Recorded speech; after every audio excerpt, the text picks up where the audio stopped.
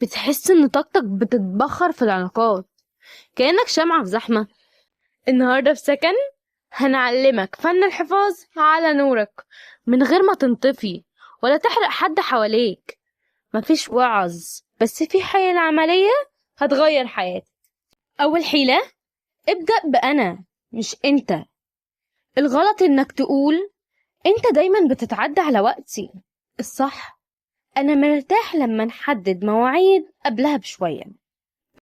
السر: الكلمات دي مش هجوم، دي تعريف بمساحتك الشخصية.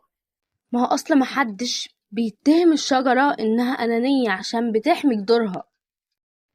تاني حيلة: الرفض الذكي. بلاش تقول لأ جافة. الغلط إنك تقول مش هساعدك، مفيش وقت. الصح: مش هقدر النهاردة، لكن بكرة الصبح ممكن. الحكمة في الموضوع ده إيه؟ الرفض ببديل أحسن من الصمت اللي بيولد كراهية. تالت حيلة: اتصنع انشغال ملوش تفاصيل. لما حد يضغط عليك، الغلط انك تقول مش عايز اروح معاك والسلام. صح: عندي التزامات شخصية، النص ساعة دي مش هقدر اجي معاك. التبرير العملي. الحدود الواضحة بتخلي الناس تاخدك بجدية من غير اوامر.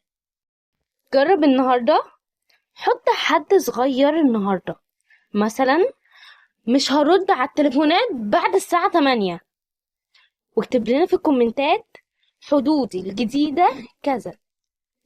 وما تنساش تشترك في القناة لو عايز تتعلم فن البناء اللي ما يهدش العلاقات، ودوس على الجرس عشان الفيديو الجاي ازاي تتعامل مع الذنب بعد ما ترفض، وهنتعلم فيه ازاي ما تتكسفش من قول لأ. وخليك فاكر، الحدود الصحية مش سجن، دي بوابة انت اللي بتدخل منها العلاقات الحقيقية. اللي بيحترم حدودك ده الإنسان اللي بيستاهل تديله مفتاح قلبك. والكلمات اللي بتزرع الأمان بتنمو وتصبح صوار يحمي أحلامك.